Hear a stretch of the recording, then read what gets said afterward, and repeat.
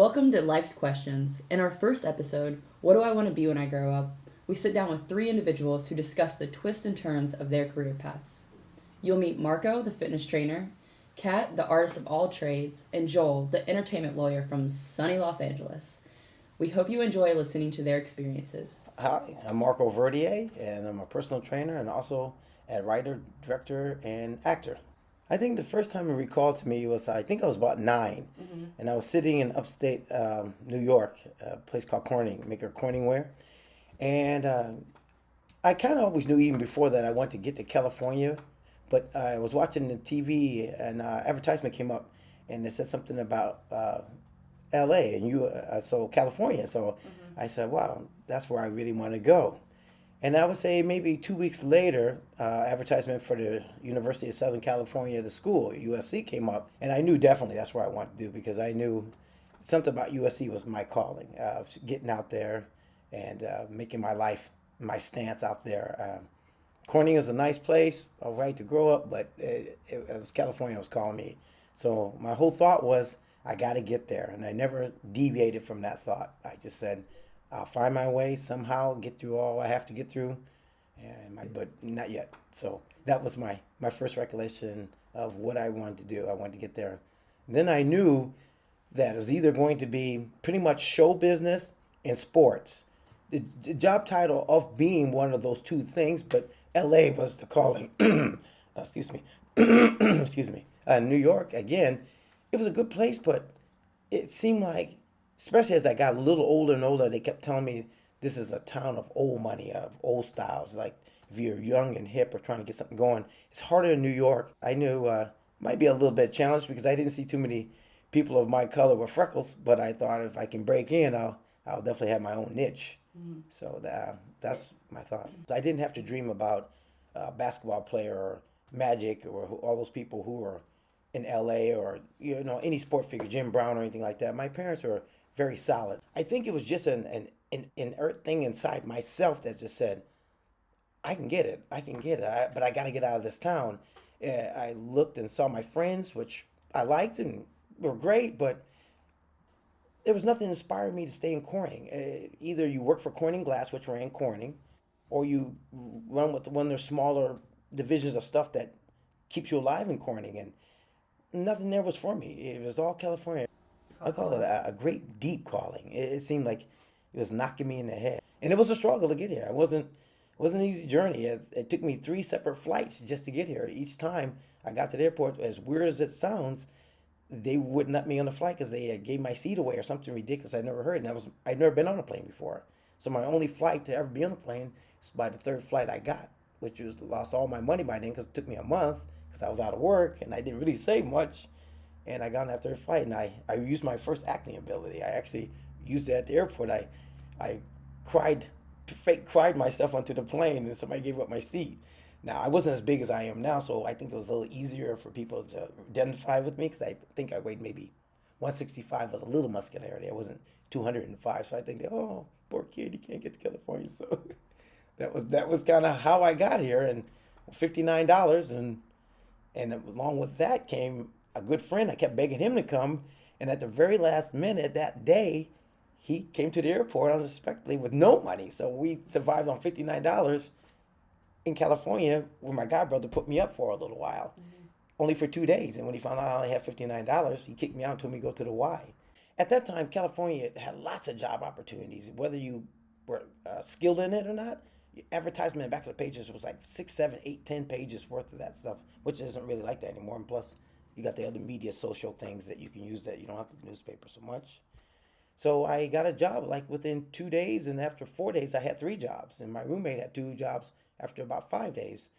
And then we already had moved into the Y after 2 days because he forced us to, and I even told the guy at the Y, listen, we have no money, we just got this. If you can give some time to get our strength together, we'll get your money, and we won't leave you or ditch you, and you got all we have on us. And we did, and before we knew it, we got ourselves together and working and moved right along. And I moved out of there and moved to North Hollywood within about 8 months and started moving along with my life from there. I never knew North Hollywood, from West Hollywood, from any of those areas. I kept seeing this advertisement for different gyms, and this one said Nautilus Plus, but they don't even have those anymore. And they said looking for trainers. So I jumped on this bus as I found out what bus routes to take, and it took me about 10 miles up into the valley, or 12 miles, and landed at this place called Nautilus. And I went in and auditioned, and they looked me up and down, and for whatever reason, he says I didn't qualify for it. He told me to my face, and I thought, wow, really? And I looked at some of the trainers on the floor, and what I saw, and I couldn't see what maybe they saw in them they didn't see in me, but it was something they didn't like. And I don't think it was a color barrier thing. Just think maybe, I don't know. I wasn't sure. So, but my determination wasn't going to let that be my answer. So he told me to come back a month later. I came back 3 days later, actually. And I walked back up to him, and I just told him, I said, if I give you the best workout you've ever had in your whole life, hire me today on the spot. No questions asked. True story on that. And his name is Glenn, and I see him every day still at the Gold's gym, and we still laugh about it. And I put in not even a 15-minute workout, and he hired me, and then my life as a trainer began there. And I started working for the gym, and within 2 or 3 months, I seemed to have taken over most of the training there. Everybody seemed to want to come to me. I think it was because I had new ideas. I didn't have a gym where I came from. I made my own gym equipment. Me and my best friend worked out in his backyard with railroad ties and railroad tussles. We didn't even have weights. We just made stuff up like it was like a kind of like a hardcore ghetto kind of thing, you know.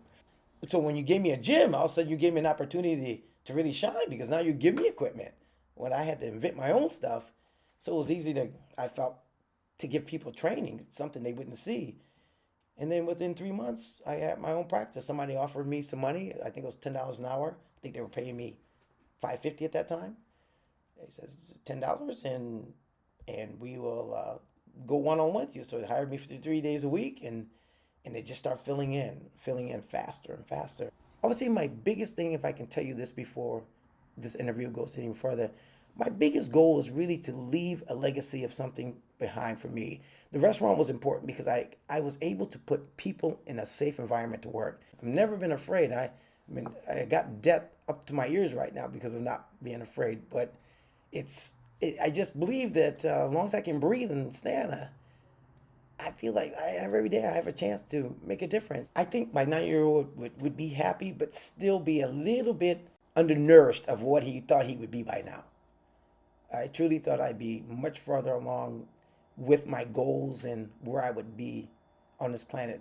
Yeah, so I think that 9-year-old would like lots of what he sees, lots of it, but he would say, you didn't do it yet. You're not quite there. You're not quite there. I would say the biggest lesson is no matter how many obstacles get in the way, I mean, how many times you get slapped, how many times you get punched, how many times you get your legs broken, your mouth watered, you fall down, people call you names, people tell you can't do it, people say you'll never do it, they say you do little, you're not tall enough, you're not this, you're not that. If you ever believe that, you will stop. That will be your quit. But if you truly believe in your heart that the only thing that stops you, other than death or a disease or something that you can't control, even then you might still have a shot, is you. And that's what I hope they will see, that even though I didn't say everything and all the things I've been through, but some of the things I did list, that I'm still here, I'm still battling, I'm getting even closer, even closer.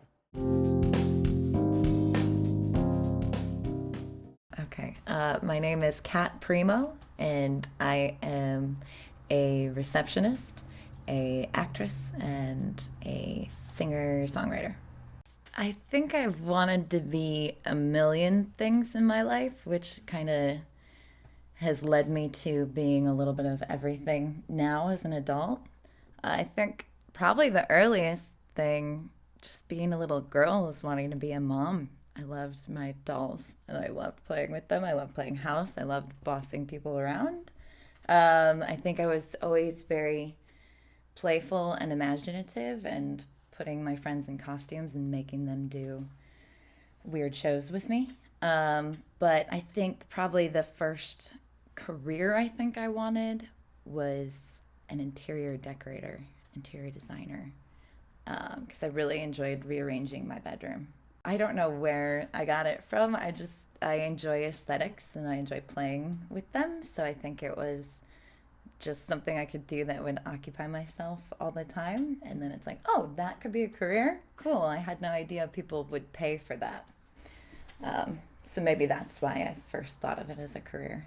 I had an interlude where I thought I was going to be a neonatologist. A neonatologist takes care of premature babies. So whenever we had to do projects on science things or whatever in grade school in like 7th and 8th grade, I was studying neonatology and putting together fake incubators. And, I think that kind of stemmed off of my youthful love of babies. Then I took honors chemistry my sophomore year of high school, and I hated it and spent more time passing notes that were written in periodic table language than I did actually learning what, I think there's a big gap in science where they're like, this is true, and you're supposed to just accept it. And I was very resistant because I wanted to know why things were true and how people came upon understanding them.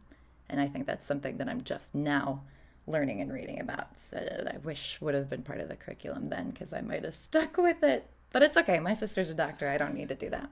Too, I think around that time I was like, oh, I'm going to be a lawyer. Like I just wanted to find the hardest thing and figure out how to do it. And I think actually I found that now as an adult, being an artist. I started doing musical theater when I was 8 years old. And I think that was just like my brother was into it, and I admired him and wanted to do something cool. And then I got a bigger role than him in the play one year, and I was just obsessed with it. And from there, I just sang constantly. I kind of sing all the time. So it wasn't until I was out here in Los Angeles and working in the music industry and singing all the time still that it was like, okay, this is a career that I could make money off of. I grew up with my parents having this movie of the month club where they every month would pick a movie and they'd dress like characters from the movie and decorate the house, and like we'd be other characters in the movie helping to serve food and like acting it out with them. So that was very theatrical. And actually, like the story that I obviously don't remember because I was like 3 years old is that my dad was competing in a beauty pageant, like cross-dressing at this place we were staying in Canada, and like I got up on stage with him and just pretended like I knew how to do the routine that they were doing and was like all into it. So like it very much was like, you're performing and you're being ridiculous, I want to do that too.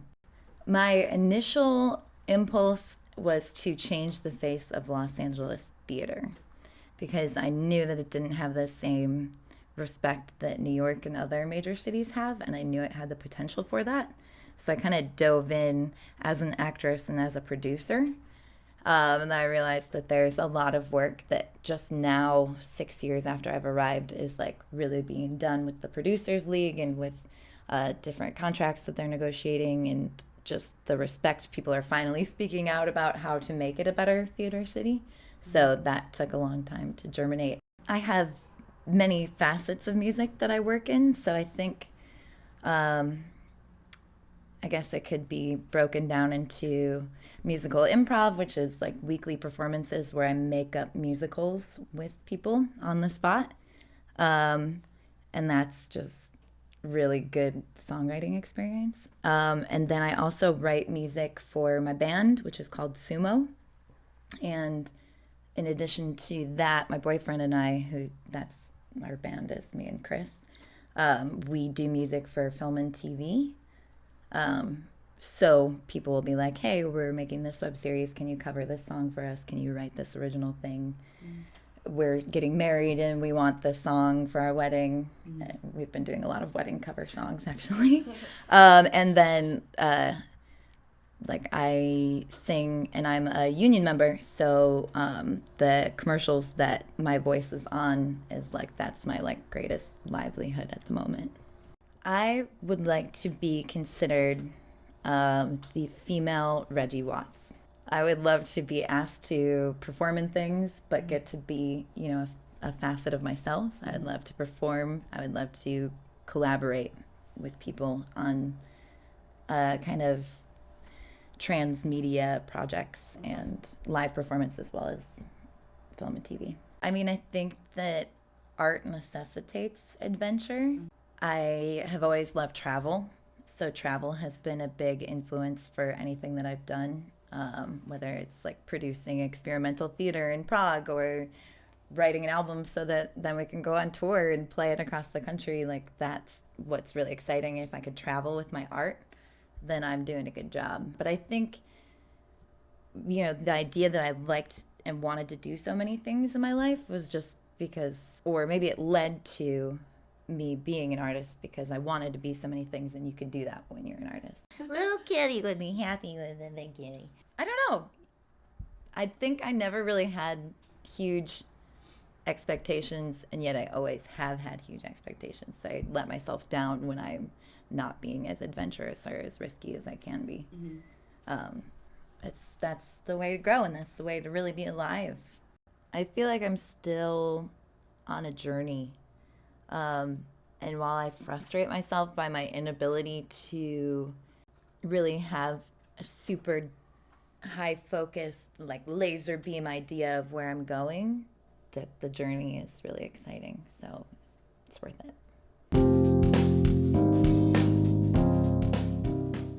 Joel Goldstein. I'm an entertainment attorney here in sunny Los Angeles. And there was something magical to me about this guy. But I got over that pretty quickly once I started seeing the Boston Red Sox play ball, especially in Fenway Park, which is its own magical place. Mm-hmm. In the middle of this urban oasis, you walk in there and the grass is green. I mean, it's really green.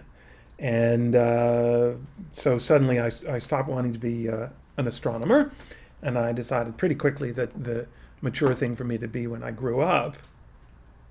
Little did I know that I would never exactly determine when grown up would occur. But the mature thing for me to be when I grew up was going to be a baseball player. Yeah, probably in high school. That's when I really became mature and I realized I wanted to be an actor. I mean, when I was at Northwestern, I was in theater. And then when I graduated, I moved to New York City. And I took a lot of acting classes. And I was a pretty good waiter. And I managed a couple of restaurants. I was very good at that. And I still took more acting classes. I kept taking acting classes. I think, honestly, eventually the reason I quit is because it was pointed out to me by my first wife. Maybe that's why she is my first wife. She said, Joel, you're not really acting. What you're doing is taking acting classes. But if you wanted to really be an actor, you would quit that great job you've got in the restaurant, and you'd go do some acting for free for a few months, and then when that job was over, you'd look for a different job in a different restaurant because the job you'd left was now gone. And she was right. I was really more interested in being an actor than I was in becoming one. So in New York, my greatest claim to fame, other than these wonderful acting classes, was I had a small role in a soap opera that also predates you, called Ryan's Hope, an ABC soap. I think I appeared in 6, maybe 8 of those shows. I had a small role. I think I had one episode every 2 weeks, something like that. And it was a nothing role. One day they stopped. I just walked off the set and I never came back. They kind of sent me upstairs. I didn't come back. Mm-hmm. They didn't have to even write me off the show. That's how small I was. So I'm in New York. I met my first wife. She was a dancer. She was tired of dancing. We went to her hometown, southeastern Ohio, Athens, Ohio. We thought for 3.5 months. Instead, we stayed for 3.5 years. I got a master's degree there. I twisted her arm and I said, you know what? We're going to Southern California. I'm tired of this acting shit. It's not working out. Instead, I'm going to be a producer. So we came out here in 1987, before your time still. I got myself a job I did a number of temp jobs, and then I got myself a job at Universal, MCA Universal, in corporate public relations. I didn't really know anything about corporate public relations, but I was happy to take the job. They were happy to get me, I guess, because at OU, I was director of the publicity office. And I think somebody at Universal said, publicity, corporate public relations, those words sound similar. Let's hire him. I don't know what they were thinking. So I was assistant to the director of corporate public relations for 3 years, getting very antsy. During that period of time, I'm writing coverage for a number of independent producers and thinking, well, this is fun, but it's really, $50 or $60 a shot. It's a lot of work. Nothing's happening. When suddenly the soundtrack to my life changed, but I didn't notice it. I didn't hear the shift in the music. A job became available upstairs on the 11th floor in feature business affairs. And the guy who was looking for his assistant, they made a distinction between secretary and assistant. I was the assistant, sort of a paralegal of sorts. He said, Joel, you don't know anything about business affairs. I said, that's true. He said, but you're articulate, both in speech and in your written presentations. I'll teach you everything else you need to know. I said, okay. I had no interest in business affairs at all. Couldn't give him a flying hoop one way or the other. But business affairs was on the same floor as creative. And I thought, great, this is my chance. I'll ingratiate myself with all the creative executives. They will discover what a talent I am, and I will now be a creative executive, and eventually I'll become a producer. I had one lunch with one creative executive. He was very nice. Tom was his first name. But nothing happened. I had one interview with a different creative executive for a job, and he called me up on the phone. He couldn't even walk over the hall to tell me no. He called me up to say, I'm hiring somebody else. And one thing led to another. The guy that I was working for, the vice president of business affairs at Universal, left Universal and started his own law firm. And he wanted to know if I wanted to come along to be A, his paralegal, and B, his director of development. I said, well, dude, now we're talking. Cool. So I went with him. He was in 2 different law firms. I did almost no development for him. Every agency that I called up, every manager that I called up, and I said, hi, I'm doing development for this law firm. I didn't have enough time to hear them laugh because they hung up on me so quickly. Eventually, I was in this law firm, and then the soundtrack really changed. I had gotten to become friends with a woman who was a client of the boss, of the attorney that I worked for. And by the way, by this time, I'm sort of realizing I kind of have a penchant for this. It's sort of fun. I enjoy the writing, I enjoy the talking, I enjoy the structuring of the deals. I kind of get a feel for how this world is put together. I really enjoy the components of what it takes to make a deal. And this client of the boss said to me, Joel, you should call Glenn at HBO. Glenn is a friend of my brother, and they went to law school together X number of years ago. I'm sure he'd be happy to talk to you. I said, why would I talk to Glenn? And she said, well, maybe he can get you a job at HBO. I really liked Karen. I wanted to get her off my back. So I took my sweet time and I wrote a letter to HBO. I said, dear HBO, here's my resume. I worked in feature business affairs at Universal. I was at this law firm, and then I was at this other law firm, and I've been here for, I've been doing this now for 3 or 4 years. Please consider me. I very quickly got a reply in the mail. This was before email. And the letter said, Dear Joel, thank you so much for your application. But as you may have noticed, you sent your letter in 4 or 5 weeks after the ad appeared in the Hollywood Reporter. We have all the applicants we need. We've closed our application process. So I was able to take the letter to Karen. I said, Karen, take a look. They don't want me. I'm so sorry. It breaks my heart. I really wanted to do as you had requested. And she said, oh, damn, Joel, you really blew it. I said, no, I'm fine. By now I'm getting divorced. I'm not sure where I'm going with this paralegal in the law firm who really wants to be a creative executive. Son of a bitch. 4 weeks pass, and I get a phone call from HR at HBO. Hi, Mr. Goldstein. None of our previous applicants have worked out. We're wondering if you'd like to come in and interview. You have to pay attention to that. Whether you believe in God or muses or fate or chance, whatever it, when something yanks you by the ear like that and says, pay attention, you have to pay attention. So I went in for the interview. They loved me. I started thinking, maybe not so bad. It's more money than I was making as a paralegal in a law firm. It's a real company. Let's see. And now all of a sudden, I wanted the job. The job that I didn't want so much, I wanted it really badly. And they hired me, and I was there for 6 years. And about 1.5 years into it, the head of the department, Horace Collins, wonderful man, said to me, Joel, you should consider going to law school. you're doing 80%, 70% of what the attorneys are doing for much less than half the salary. And I scratched my head. I said, the acting thing sure didn't. The baseball player thing didn't work out. The acting thing didn't work out. The creative executive / producer didn't work out. I do kind of enjoy this work. It's paying me. I said, but law school is very expensive. I said, very happy that I had an out. He said, well, actually, HBO has a tuition reimbursement program. You should look into it. Shit! I was so upset. So I put the football underneath my arm, closed my eyes tight, put my head down and ran. And at the end of 4 years, I had a law degree. Last thing on the planet I ever would have expected to do. If you had said to me when I was your age that I would be a lawyer, I would have looked you in the eye and laughed as hard as I would have tried to come up with a movie laugh, one of those sinister, evil, one of those over-the-top laughs. Impossible. Impossible. Well, look, at the end of the day, my wife loves me. Everything else is gravy. So my 5-year-old would look at my wife now and my life and say, cool. Astronomer, who gives a shit? Baseball player, I hardly have the biggest house in Los Angeles. There are many people around who have many more things than I have, but I wouldn't want anybody else's life. I have a wonderful life. I wouldn't trade it for anybody. Life is what happens to you while you're busy making other plans, and that is certainly the motto of my life. Aim for a target, be determined, and then all of a sudden something along the way kind of catches your attention. You go, oh wait, maybe that's better. And so then you aim for that until something else catches your attention, and then you go for that.